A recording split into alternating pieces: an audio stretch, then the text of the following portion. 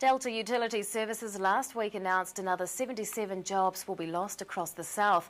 Delta is already under investigation by the Office of the Auditor-General for its $14 million land purchases in Central Otago.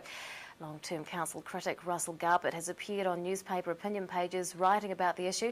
He joins us now to give us his views. Good evening, Russell. Hi. First of all, tell us a little bit about your background and why you have an interest in this area. Well, I'm just a simple ratepayer of Dunedin, and I have had some experience in governance matters and sport.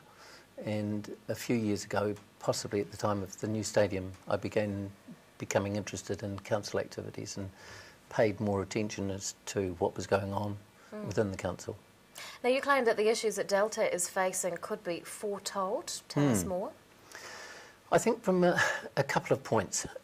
First of all was the situation of the council, where the last council, and I stress that, it was the last council, set up a governance structure concerning Delta and the other companies that the council has under the umbrellaship of DCHL. And the way they set that governorship up, I think, was susceptible to many problems. The other things about Delta that could be foretold was their attitude to not restraining costs, and I think that those were obvious for a long period of time. I think it should be really understood that the purpose of Delta and the other council-controlled companies is to provide dividends to the City Council. But at that time, the City Council was saying, this is the level of dividend that you will pay to the City Council. And if you can't provide it, then you've got to borrow to provide it. And I think that in any sense of the word, that's idiocy. Now, you've also linked the problems at Delta to stadium funding. It's quite a clear thing there that if Delta doesn't provide all of its returns and the maximum returns to the council, then the council have to borrow more.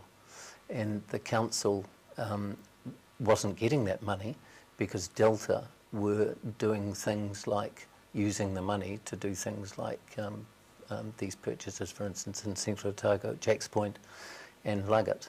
They were also providing, I think it's been reported, something like $10 million worth of services to these developments in Central Otago. And it's not entirely clear that they were paid for those provision of services. So every cent that Delta doesn't provide to its owners means that the owners have to borrow money, and that was going at a time where they were buying all of these things, the construction of the stadium being one of the most prominent. And you're also critical of Delta's sponsorship of the Highlanders? For exactly the same reason. I think the Delta have got to be seen to be acting, and there's quite clear government guidelines in here that Delta and DCHL and all of the companies, and indeed DCC itself, have to be governed or managed in a prudent and conservative manner. And that's a requirement.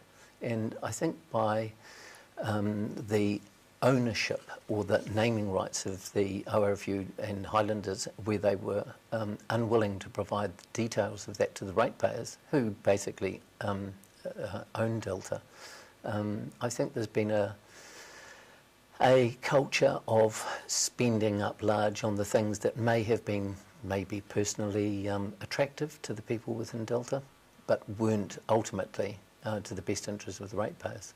Council critic Russell Garbutt, thanks for your time.